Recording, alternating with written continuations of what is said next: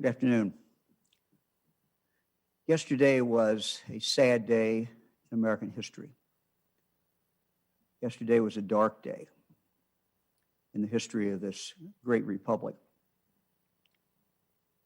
Any day when Americans would have watched their TV and seen a mob storming the United States Capitol would have been a bad day, a horrible day. Any day when Americans saw on their TV the view of the Senate chamber occupied by a mob. Any day when they would have seen on their screen a mob storming into the Capitol, through the rotunda, into the Senate chamber, into the House chamber, and occupying it, would have been a horrible, horrible day. But what was going on in the Capitol yesterday, when the mob did that, makes it a direct attack on the Constitution, on everything that we hold dear. For what was going on at that moment, that very moment, was the process of counting the votes of the President of the United States. A solemn process, a process prescribed by law and carried out with great dignity every 4 years. That fact made this a horribly tragic day.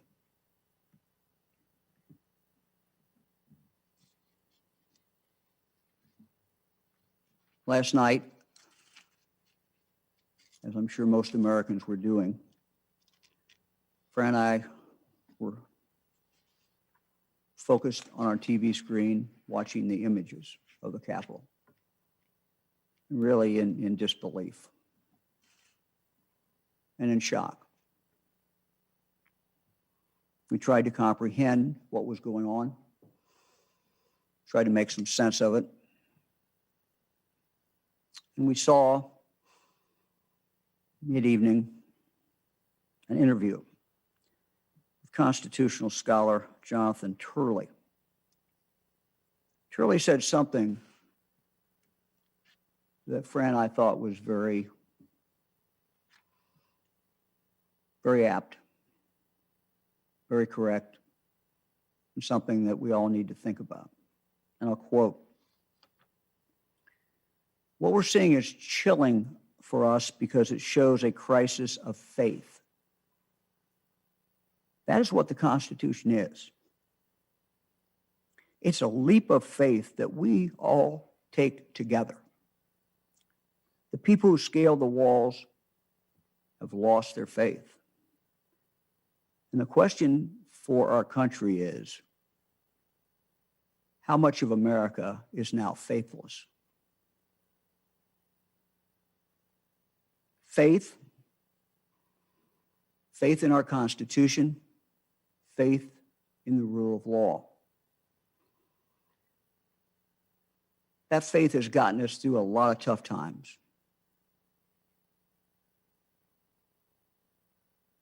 A belief in ourselves. This faith in the Constitution, faith in the rule of law is what binds us together.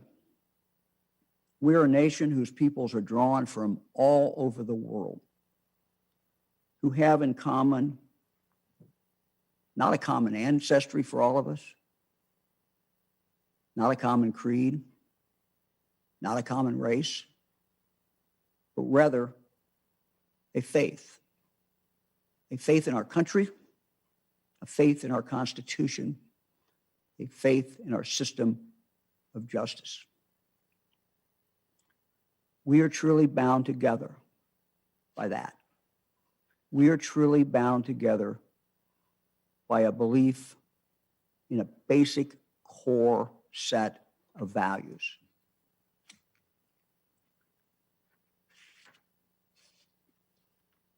The first presidential race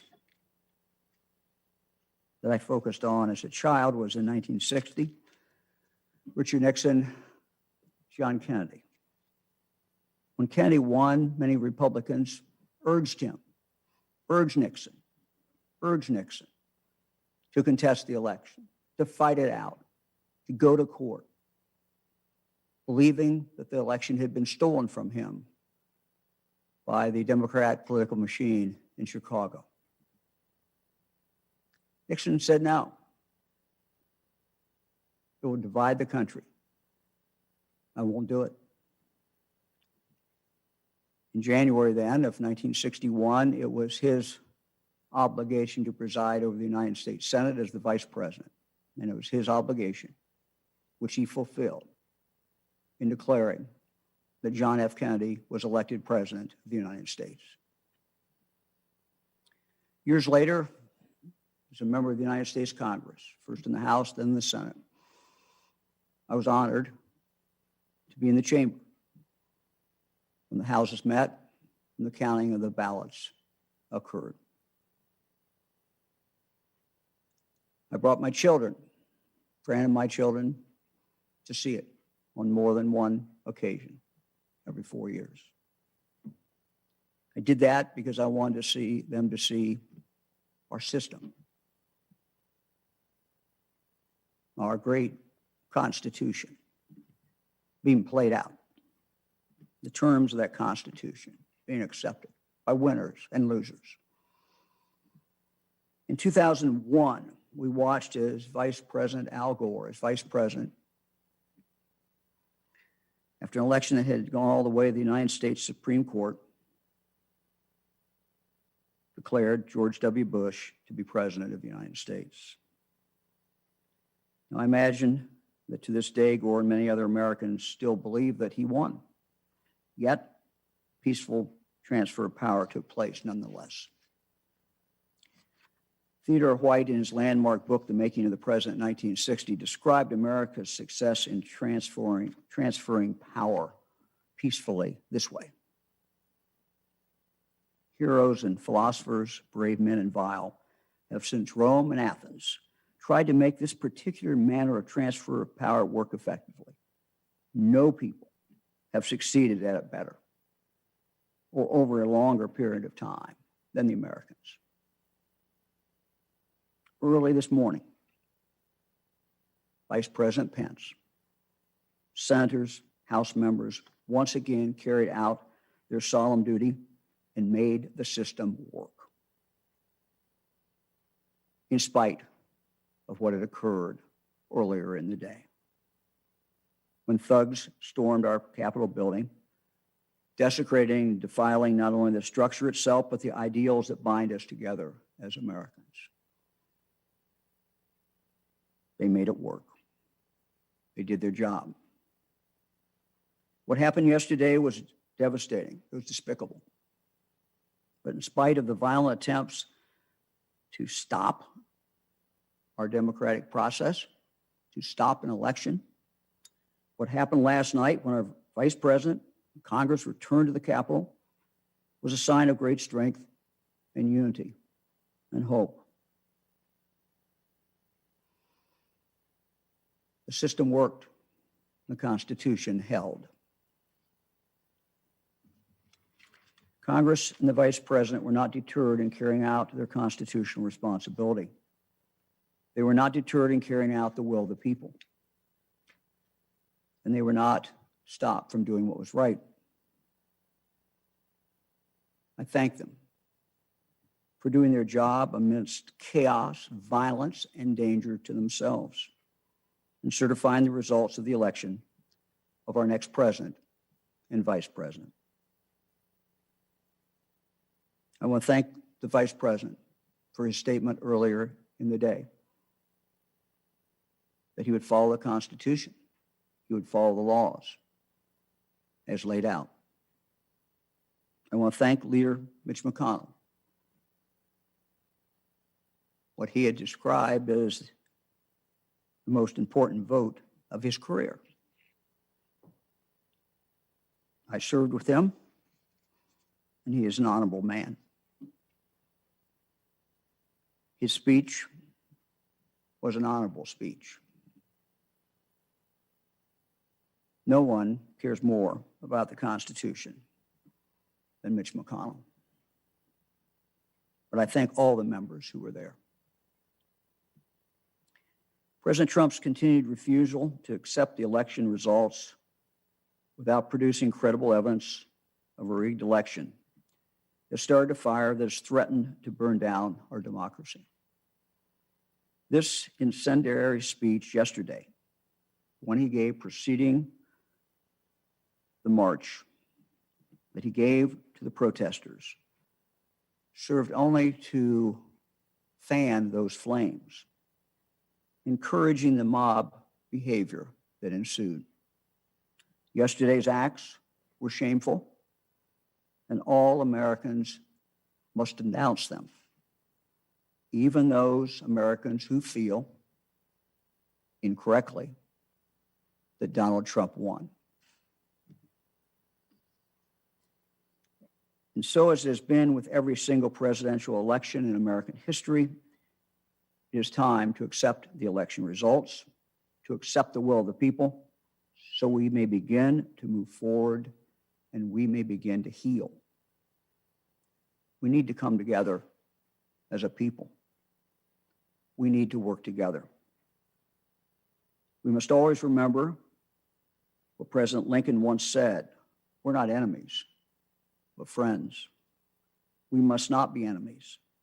Though passion may have strained, we must not break our bonds of affection.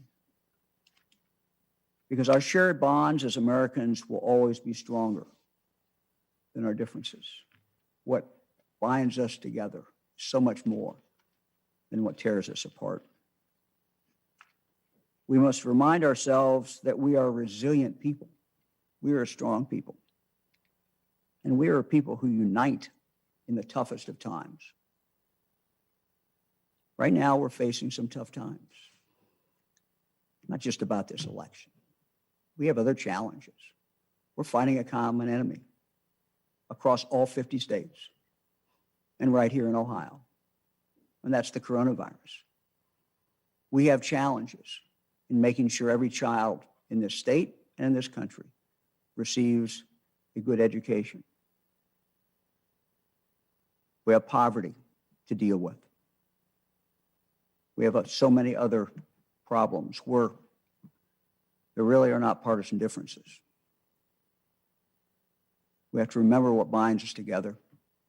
Remember that we're not the enemies of each other. We have enemies out there. These are things that we must do. We must fight the COVID. We must pull together. We must educate our kids. With renewed faith, we can tackle these challenges together, and we can move forward.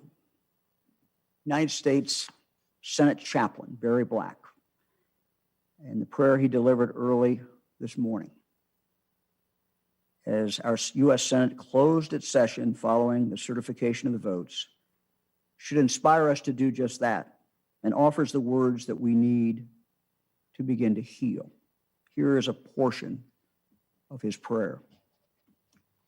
Lord, you have helped us remember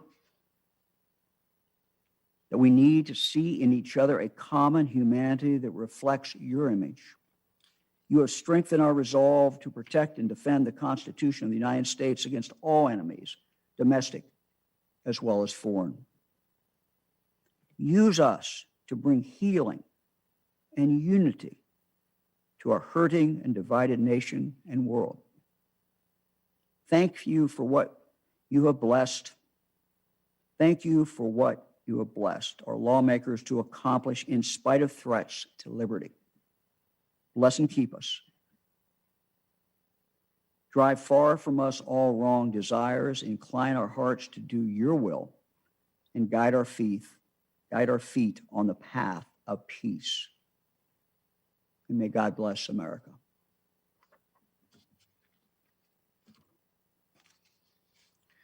Eric, let's look at the numbers for today. You'll see in the slide, unfortunately, that our cases have jumped dramatically. over 10,000, way above the 21-day average.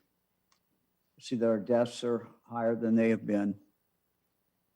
You will see that our hospitalizations are up as well. And ICU admissions, fortunately, are down a little bit. Eric, let's look at the next slide. Again, all 88 counties are well above the high incident level. See the next one. And we start now, unfortunately, Monroe County. Small, little, beautiful Monroe County is now number one, 1,120. So it's 11 times the high incidence level. Thanks, Eric.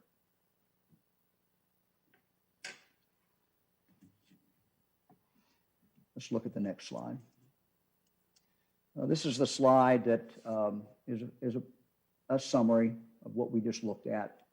Again, we've started to use this. The redder it is, the more cases in the last 2 weeks. Again, every county is very high. The ones who are red are even especially high. ICU has not really changed much. You'll see that the highest area, again, is Eastern Ohio. Highest ICU use is in Eastern Ohio. Again, the darker it is, the higher the ICU use is. I want to talk today about, to give you more details about the next rollout of the vaccine. And let me just look at some numbers here. We're showing today 221,208 of your fellow Ohioans have received the first dose of the vaccine. We are moving forward, and we're clearing up, we think, most of the problems, the technical problems of getting the data in. I think our partners are working very hard. The hospitals are working hard. Pharmacy partners and our local health departments are working hard to get these vaccines in people's arms just as quickly as they can. So let me talk about the next phase of this and where we will be going. And the 1A will, in some cases, continue. For most hospitals, next week, vaccine should take care of their first responders, their individuals who are in that hospital system, who are frontline workers and are dealing directly with people in COVID. We're monitoring this, looking at the numbers, and our team constantly adjusts what goes to each hospital. But next week, some of these hospitals will be finishing up that phase. And so in some cases, portions of the 1A will be concluding. Some of it will continue on, particularly in regard to the second shots that will need to be allocated. So that will continue. Let me talk about 1B and the beginning of it and give you some specifics. On Tuesday, January 19th, vaccinations will be available to those who are 80 years of age and older. We will start with our most vulnerable, where we've seen the most tragedy, the people in this state who have the most risk of death if they get the COVID. That is people in the general population, not people in nursing homes. We're already working that through. But people who are 80 years of age and older.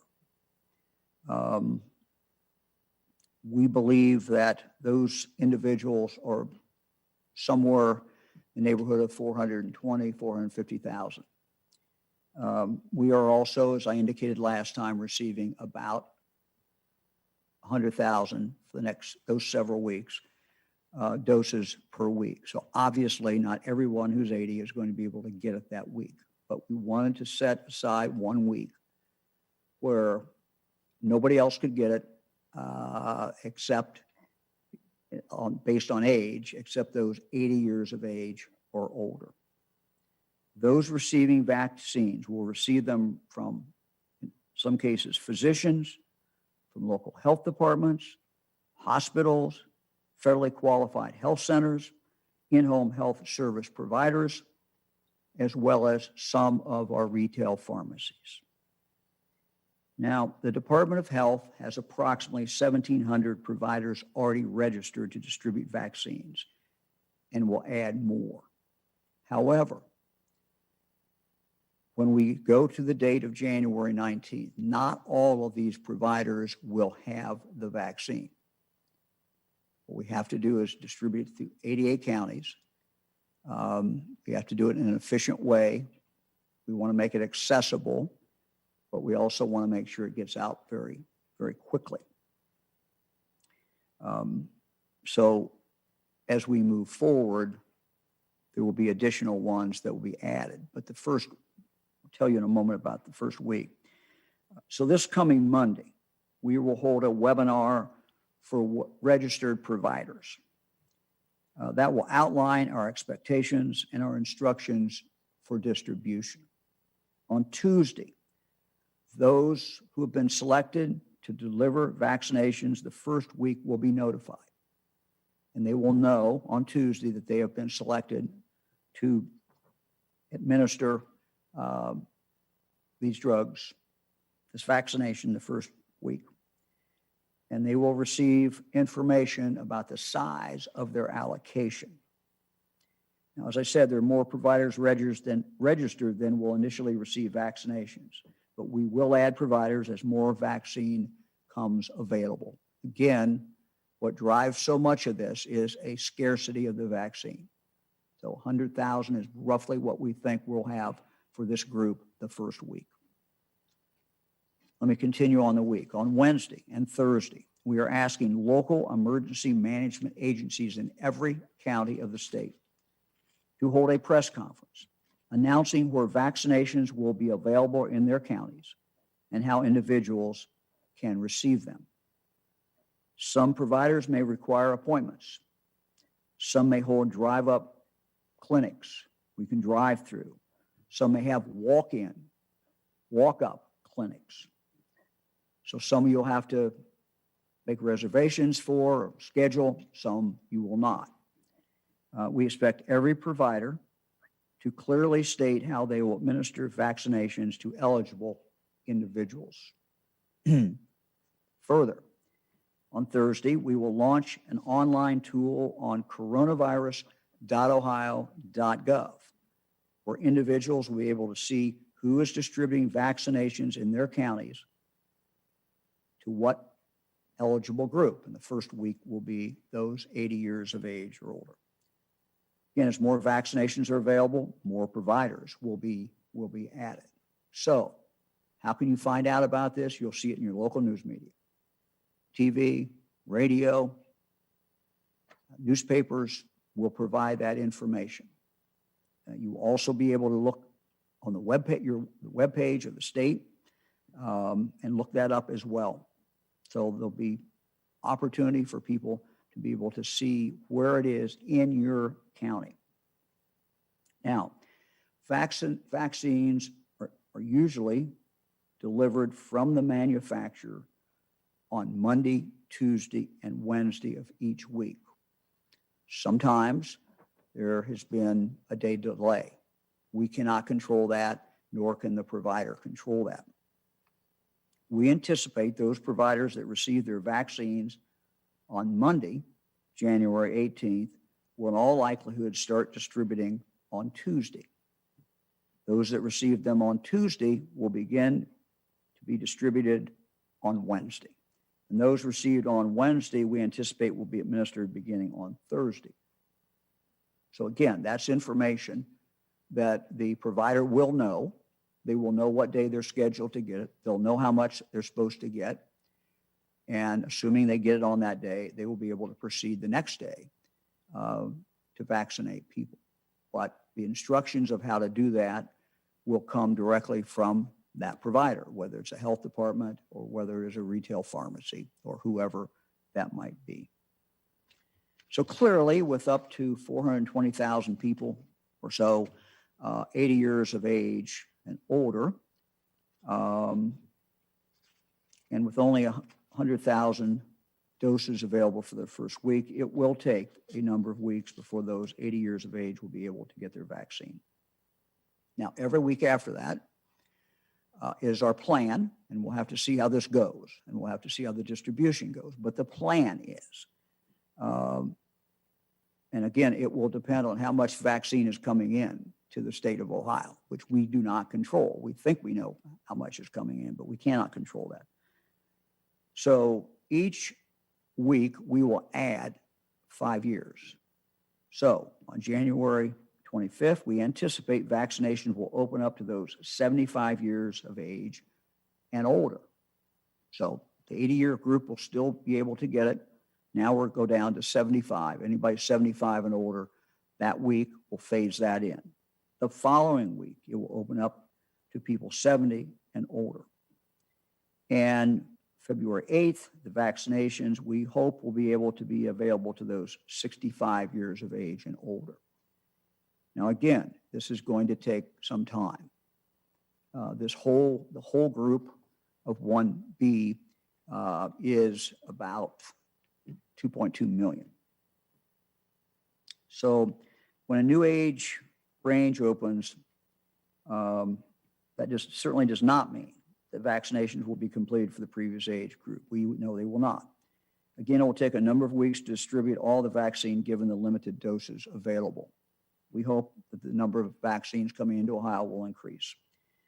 The week of January 25th, vaccinations will be available to those with severe congenital, developmental, or early onset medical disorders. We will announce in the coming days how those individuals will be able to receive their vaccination if they choose. So we're not announcing that today, but we will. And we will announce how they will know when they will be able to get the vaccination. I mean, we're telling them when, we're not telling them yet where. Again, the week of January 25th, vaccinations will be available to those in that category. More information will follow next week. Then, during the week of February 1, we will begin to vaccinate our school personnel. This week, we are sending forms to be signed by superintendents. And we are asking them if they will agree, if their school will agree to be open beginning March 1st. Now, many schools are already open, so that won't be an issue for them. Many schools have been open, have closed, and back open. Well, our goal is to have every school child in school by March 1. So we will announce, during the week of February 1, as I said, we'll begin to vaccinate our school personnel. This week, we're sending forms to be signed by superintendents, and we're asking them on behalf of their school to agree to be back in person or hybrid by March 1. And that is a condition. If they sign that, then we will be able to provide them people who work in the school with the vaccine. Again, the justification, the reason for doing this is very simple and singular, is to get kids back in school. We will also be asking schools to send us the number of staff they believe will choose to take the vaccination and indicate if they are already working with partners for vaccine administration. Some schools we know are already working with partners. We just need to know that. If they don't have a partner, then we will help them get a partner for that vaccination. So again, a work in progress, but we will work with the schools. But first we need to know how many of your people who work for you in that school building want to take it, and will you agree to go back to school March 1? Again, many of schools are open already. That's irrelevant then. Basically then, we just need them to sign it. And then, again, the number of people who will in fact be wanting to take that. And then finally, to let us know, do they have a partner? And if they have a partner, that's fine. Then we know who the partner is. We work through the partner to get the vaccine to them. If they don't have a partner, we will work with them to get a partner.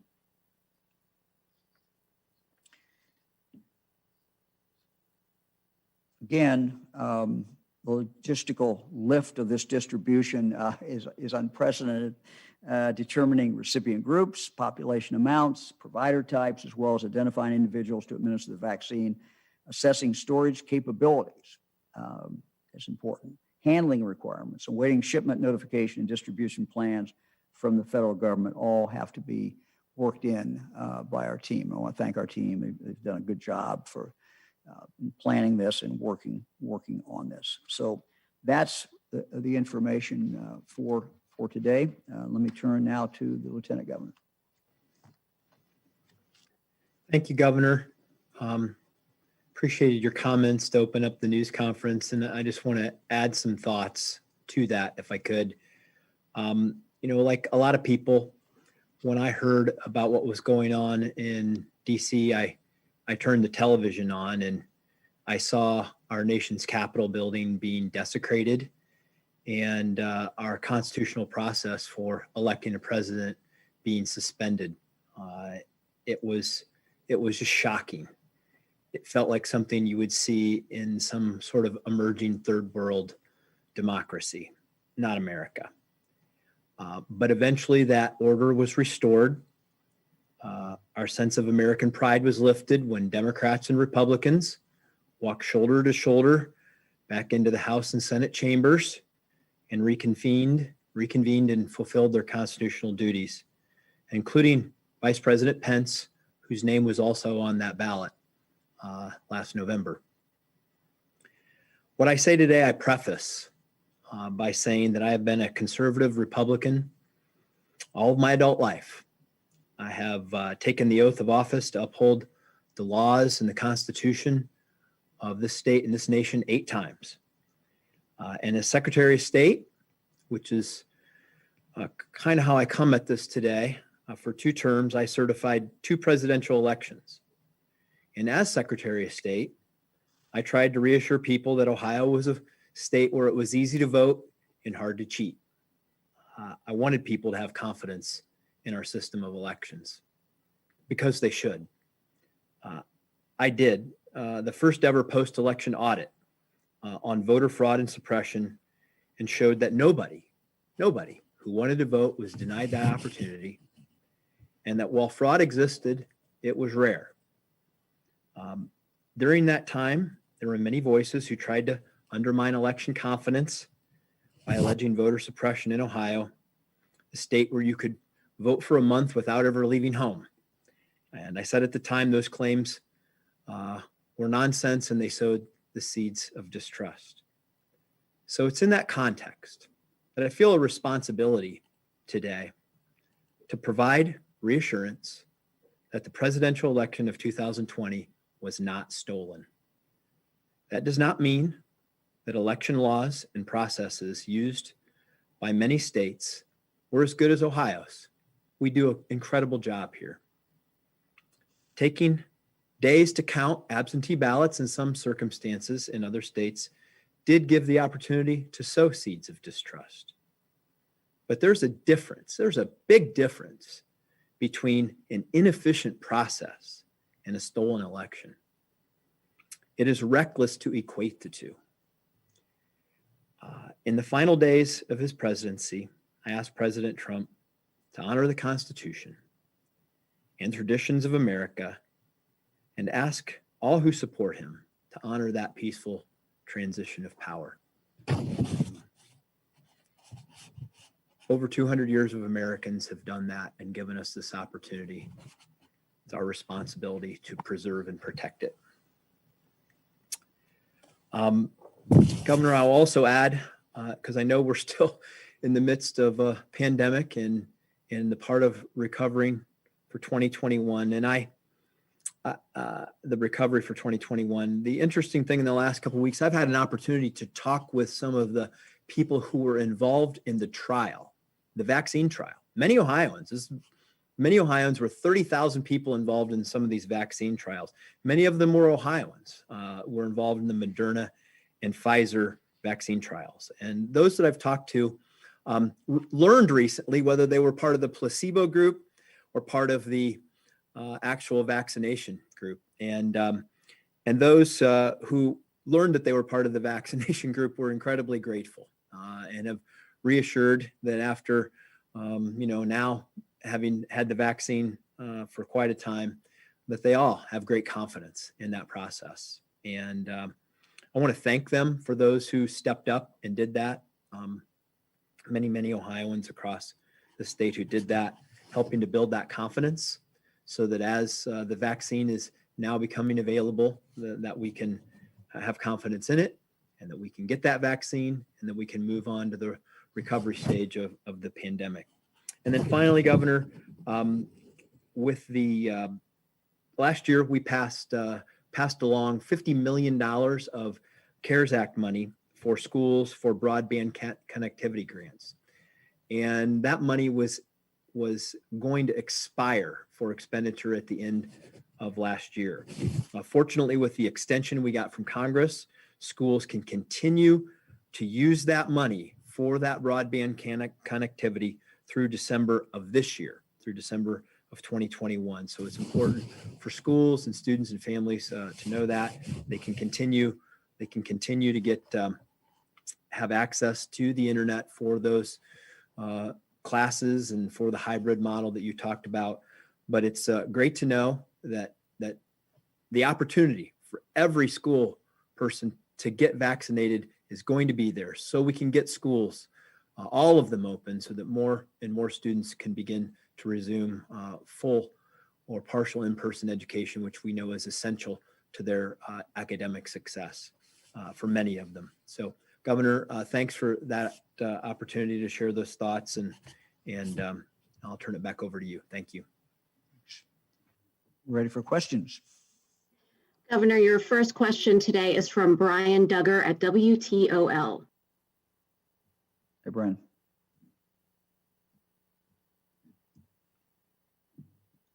Sorry about that. I didn't think I was muted. Hi, Governor. Good afternoon. Hi, On Tuesday, you said that you wish that you could vaccinate all the police officers, but we simply can't at this point. Now, we discovered that Erie County has vaccinated hundreds of police officers and deputies, and we're hearing of other counties who are vaccinating ineligible people. So one, does this concern you? And two, what is the state doing to ensure that all 88 counties are abiding by the state's directives when it comes to vaccination order? Well, thank you for the question. I certainly understand, as I indicated Tuesday, why a very good case could be made for police officers to receive a vaccine now. But anytime that occurs, that means that vaccine is being denied to someone who is in their 80s, someone who has medical problems. We don't have enough vaccines, and we're in a rationing situation. Now, our goal eventually is to vaccinate all Ohioans, and we hope in the not great distant future to include police officers. I was aware of what happened in Erie County. We had a conversation with the department. We have made it very clear to all our providers that they need to follow the order. The order was not dreamt up in some haphazard fashion. These are life and death decisions. They're life and death decisions because we know that the vaccine will protect people. And we know that the older someone is, the more likely they are, if they get it, to die and have a horribly adverse reaction to that in the hospital, ICU, et cetera. So yes, that disturbs me.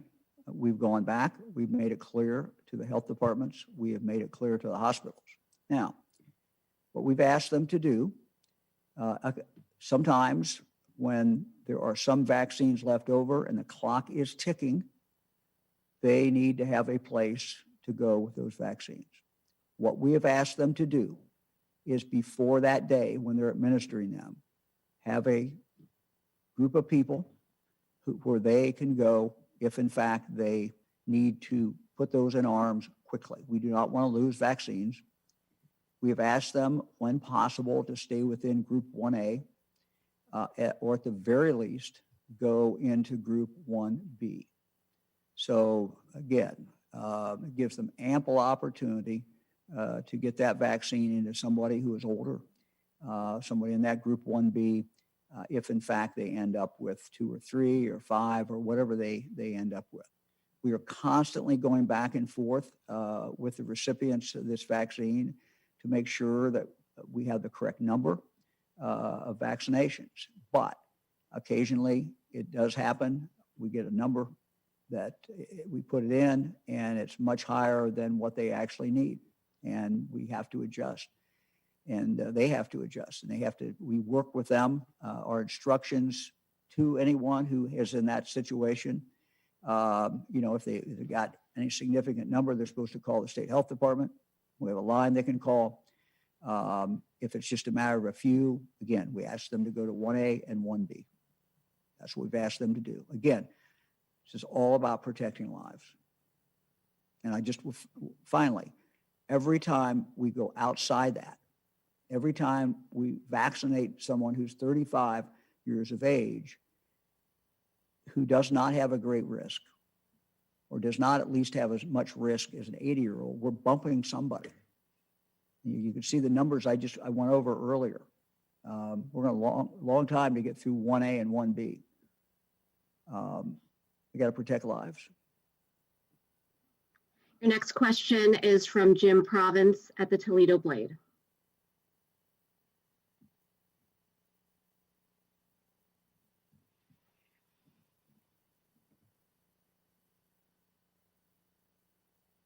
I think you're muted.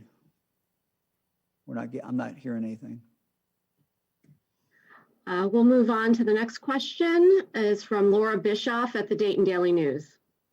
Hi, Governor. President Trump alleged election fraud last fall, election day, yesterday. Your critics say that you enabled this behavior by failing to forcefully call him out.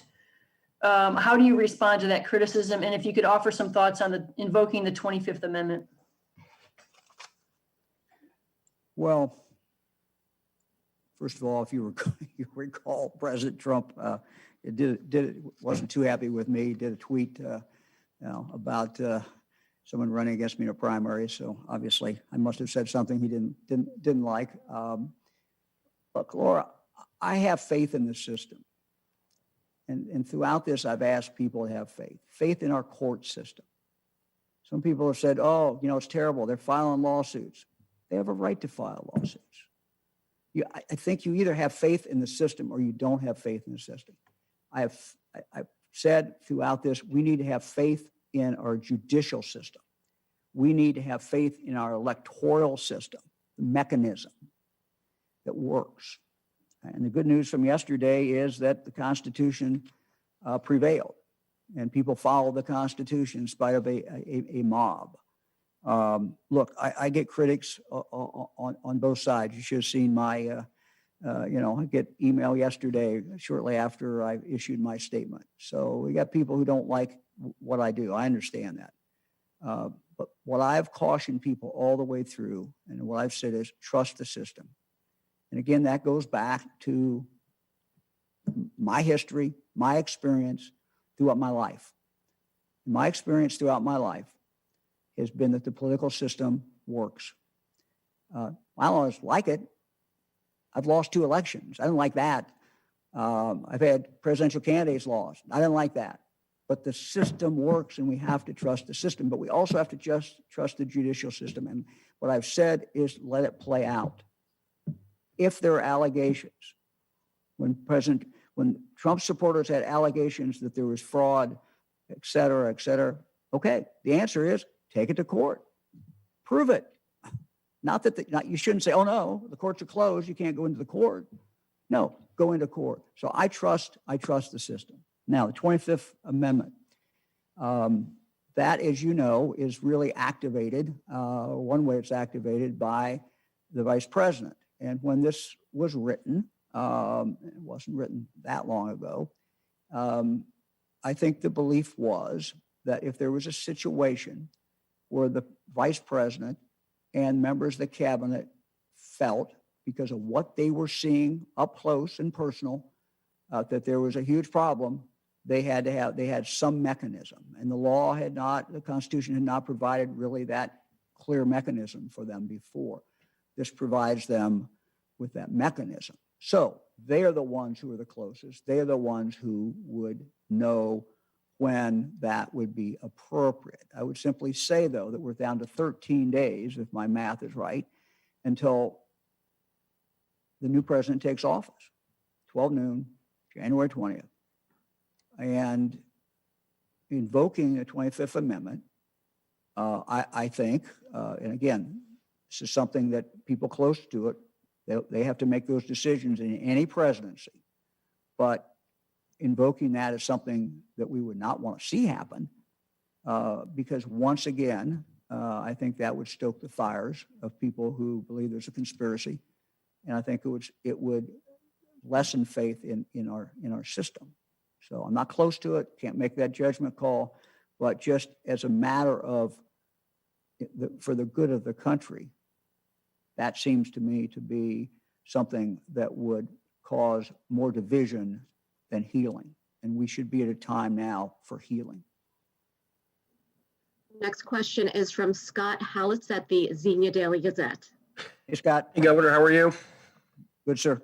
Good. First, I send you a belated birthday wishes. I didn't get a chance the other day, so happy Thank birthday. you.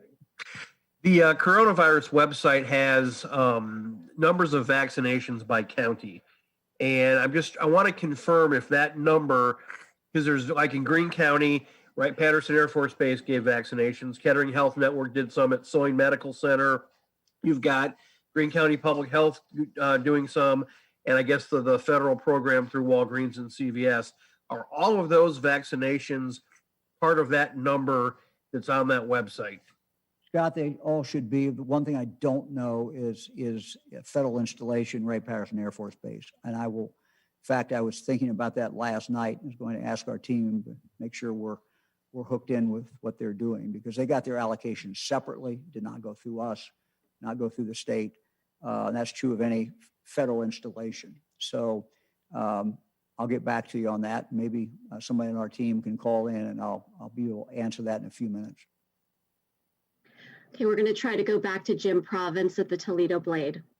Jim. Hi, Governor. Can you hear me this time? Yes, sir. I appreciate it. Thank you. We had our own protest at the State House on Wednesday outside in the park area, and there was no attempt to storm the building as occurred in Washington. But we had protests last year in which windows and other property were broken, and people were pounding on the windows pretty forcefully. Are you confident that what happened at the U.S. Capitol could not happen here? No, no one could say that. No one could say they're confident. As soon as I saw what was happening in Washington, I got on the phone with our team, law enforcement. I talked to Mayor Ginther. We're looking at it. We're coordinating.